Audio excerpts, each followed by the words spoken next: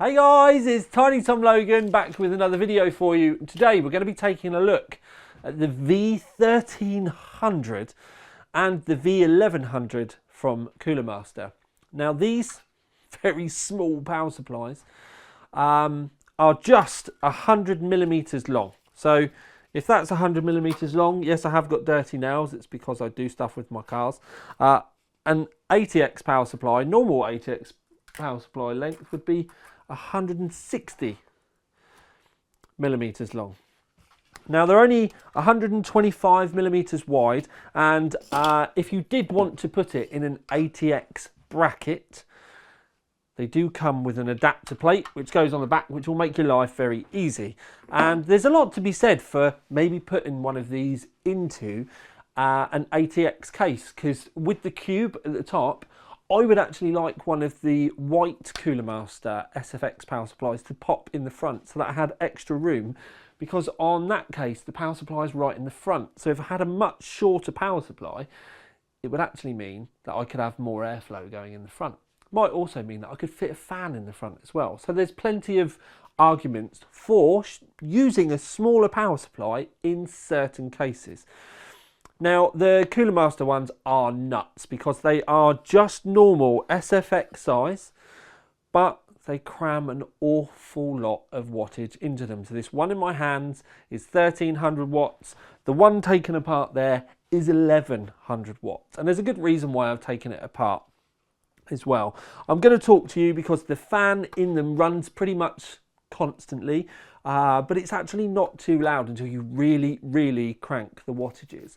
So I might as well just say to you now, but we will test it on the power supply tester. The 1300 watt, you are at about 1150/1200 watts before the fan goes into what I would call the secondary mode, which is 100%. Most of the time it runs at the same sort of speed, makes the same sort of noise until you get to that threshold. With the 1100 watt, instantaneously, it's pretty much annoyingly 1100 watt. So there's only a small amount in it. I've had the 1100 watt with 1000 watts being pulled through it for half an hour, and the fan did not kick into that secondary mode. So I think it's kind of a panic mode, and it does it because, and the reason why I'll say this, because if you go 1100 watts on that one, the fan will instantly go to 100%. But if you then flick it straight back down to 1000 watts, it slows down again. And it will do that even if it's been running for ages, because I did test them for an awful long time trying to get them to do it, and also to find sort of threshold limits. With the 1300 watt, if you're worried about noise, there is a higher threshold, and like I said, it's 1200 watts, or 1150, 1200-ish. But what you do need to remember is, are you actually going to be pulling that many watts? Because some people do get confused and think, oh, I've got a 1200 watt power supply, it's pulling 1200 watts from the wall. It's not. It's only going to be pulling the power that is required from your system. Now, I know there are many of you at the screen now hitting your head, but there are still some people that are learning. They're learning their journey, and they don't know these things. So we just try and include everyone's abilities. My abilities are fairly low when it comes to power supplies. I do have a meaty Sun Moon power supply tester, which we will be using today, but the price for these Coolermaster units weirdly is the same. I found them online for £340. It was £339, and the same retailer I found the next model up or down for the same price. So quite expensive in comparison to some other ones out there. And I don't mean SFXs, I just mean like in general. But it's now time. We'll pop this on the tester. When we do get to the tester, there's a reason why I have one in bits, and there's a reason why that's a bit like that, which you'll see in a minute. Quickly, just to look at the cables, they are all, apart from the 12VH PWR cable, flat black cables. They are actually quite short as well. Some of them are just over 30 centimeters long. The 24 pin is about 30 centimeters actually. It's the CPU ones that are a smidge longer, but this is something that I think Coolermaster should be able to make longer ATX spec cables very much more easily available to find. You can sniff them out online, but in reality, if you wanted to run an SFX in your ATX rig, I do know that these are supported in the cable mod configurator. Talking of cable mod, I think you're going to want one anyway, because this is the power supply end of the 12 volt VH PWR cable, and that's the one that goes into your power supply. But there is the other 90-degree end. Now, you could run it either way. We do need to kind of remember that, because it is the same cable and it could go either way. But the 90-degree one I'm going to suggest is probably going to be best on the other end, like on your graphics card end, because if you were to run it on the actual power supply itself, you're going to run into problems with the actual 24 pin, because those two there are for the 24 pin cable. And if you were to run the 90-degree on this end, it is going to be tight, and you could squidge it around and stuff. But anyway, the 90-degree end, for some graphics cards it will look fine. On a Strix, for example, as I'm showing you, it will come down the front of the graphics card, it all looks lovely. But if you were to put the same cable into the Founders Edition, it means you've got to go over the back with it.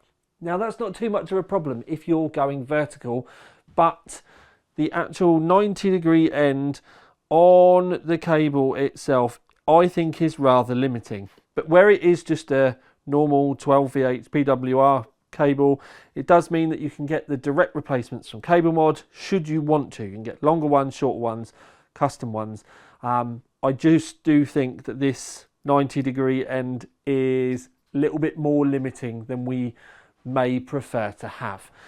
But looking over at the Sun Moon, a slightly confusing test today, because buttons 1, 2, 3 and 4 are set up for the 1100 watt power supply. So button number 4 is 1100 watts. But I do have a 5th button set up, which is the maximum I can test at on this unit, which is specifically for the 1300 watt, because I cannot, without risk, pull 1300 watt from this power supply, because all the MOSFETs and stuff inside my unit could overheat, and it's just scary. So to give you an idea of what we are looking at on the screen at the moment, this is how much power is being drawn from the power supply itself. So at the moment we're at 10%, which is 109.7 watt, or mode 1, it's 10% for the 1100. That's how much is being drawn from the power supply. 125.1 watts is actually what's being drawn from the wall, and through a calculation we know that is 87.8% efficient. This is the voltage going into the power supply tester at the moment, and it's 243.2, and that's also being drawn from the wall because the power supply tester is connected directly to the mains, so it can tell this. This is our mains frequency as well, which in the UK is around 50 Hertz. Sometimes it will flick down to 49.9, 49.8, as you can see there. But that's the explanation of our numbers. Up here we can see the negative volts, the positive volts, and then the overall peak to peak voltage, which is the ripple on our power supply. So if I zoom you in, you can see at the moment we're doing around the 7 to 8 millivolt mark with that setup. Now, if I flick up to 220 watts, 20% for the 1100 watts, you can see we're at 91.6% efficient, and you can see the other numbers there. I can easily flick up to 550. The fan has stayed the same. I can also flick up to 1100 watts, and the fan has stayed silent. Now, I've unclipped my microphone. You do need to remember that the very big noise in the background is the power supply tester. I cannot isolate that noise. But what I can do is, now that's the 1300 watt power supply pulling 1200 watts from the wall. You can hear the fan clicked up straight away, but I can also make it go down straight away by turning the wattage down. So we'll give it another go, and I will give you a countdown just so that you can hear. 3, 2, 1.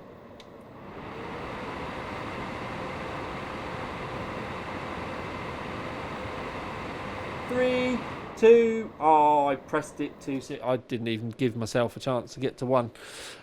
Anyway, so you can hear the difference with the fan speed. With the 1300 watt, it kicks in at 1150 to 1200 watts. With the 1100 watt, it's actually like 1050, pushing on to full max. I can have the 1100 watt pulling 1000 watt from the wall quite comfortably for 30 minutes, and those fans do not kick up. But what I do want to do is draw your attention to the ripple, because at the moment we're pulling 550 watts from the wall, but the ripple is obviously quite high. Now I'm going to flick this straight up to 1200 watts. Fan's gone nuts. We just saw a flash up there of 50 millivolts, but it is dancing all over the screen. You can see there is a lot of ripple there. Aha! So it's quiet. And this is now where we can bring graphs up for the efficiency. It's rated, it did very well for the efficiency considering, but there's normally with efficiency the loss is within heat and the more components that you end up putting it through. So if your components don't get hot, it minimises loss. If you don't put it through as many components, it minimises loss. So ballpark terms, someone's going to tell me I'm wrong. That's fine if I am. Thank you very much.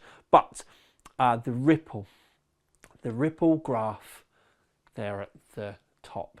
Now, one thing I do want to say is you can see that the first big ATX power supply that you all see there is the RM1000.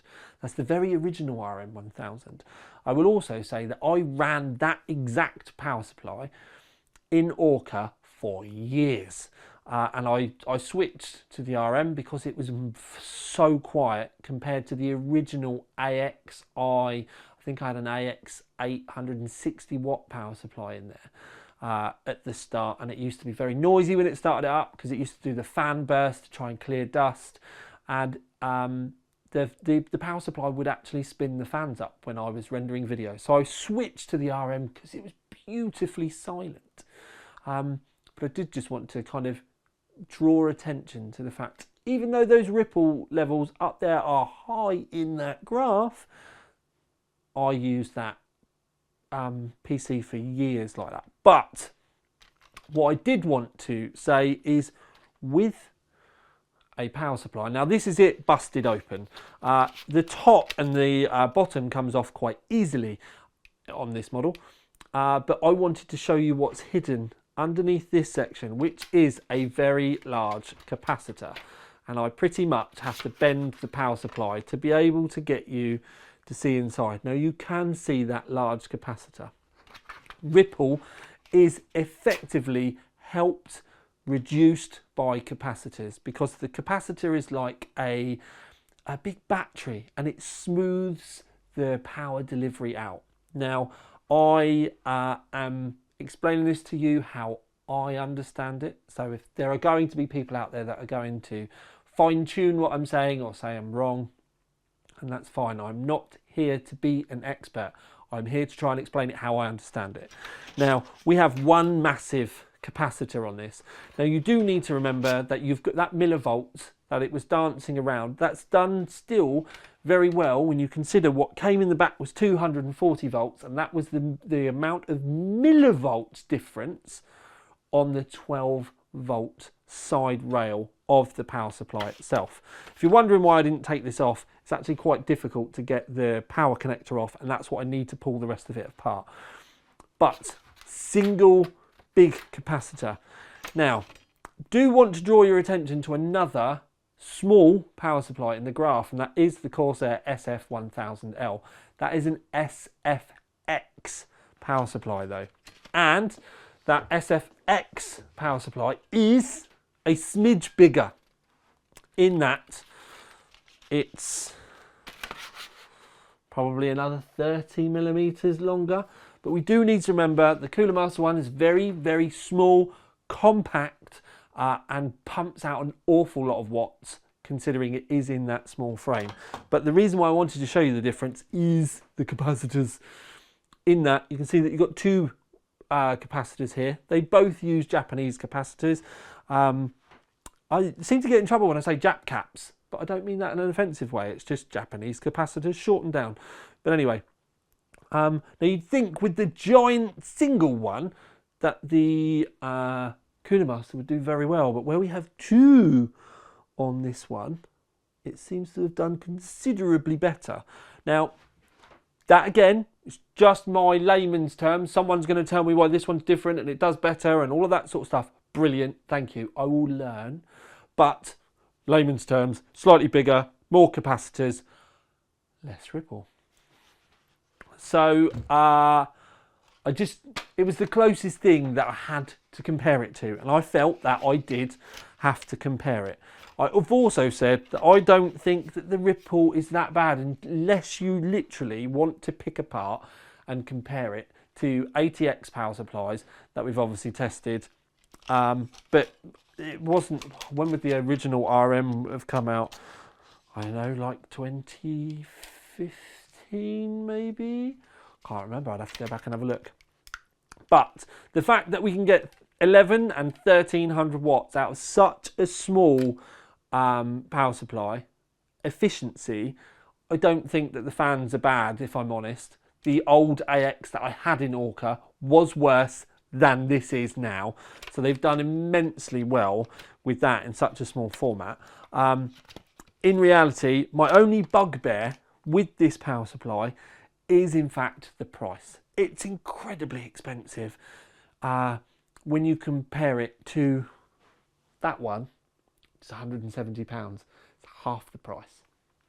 And it's only like that little bit more. But if you're so short of space, that much room in an SFX case can be like the difference between maybe getting a bigger graphics card in. So you do end up having to pay an awful lot of money for the price premium. It does make me wonder whether we could have solved some of that ripple with capacitors on the power cables. That was something that Corsair have done in the past, something that Superflower used to do as well. I think they probably could have helped that matter if they'd done that, but it makes them big and bulky, and again, in an SFX system, it makes life very difficult. But it's something to consider. So you've seen the numbers, you've seen that the efficiency numbers are good, the voltage ratings are actually spot on as well. It was just something I forgot to flick you across. It's just, when put in my graphs, those ripple ratings do look bad, but I've hopefully explained why. It's just they haven't got the real estate in there to be able to put more and more and more capacitors in. More capacitors, power supply gets bigger. That's generally, hopefully, how and why it works. But we've had a deep dive today. I've got it out. I've pulled power supplies apart. I actually think that these two bits come off really easily. So if you can't, you could technically have a partially white one if you wanted to and you wanted to paint stuff. But if the sides are your thing that you're going to see, then you're going to have to get your masking tape out for these. But at least with the fan and stuff, you can pull those off. It does also mean that if you really wanted to, you could get Izzy Wizzy, Let's Get Busy, and change the fan if you want. Maybe put an LED one or something in there. You're just going to need to be good at soldering, because you're going to have to change the ends so that you can wire it in. Anyway, very random video, but inside the power supply, good look, some sort of explanation with the way an idiot understands it. Hopefully you've enjoyed the video today. Please let me know. Please let me know underneath. Done again. Please let me know underneath. Like, subscribe, comment, share to your friends, share to your nan. Don't forget to write a comment and like though, because the algorithm loves it. And it means I will too. Thank you very much. Very random Tiny Tom Logan video for you out. Yes, I've had a lot of coffee.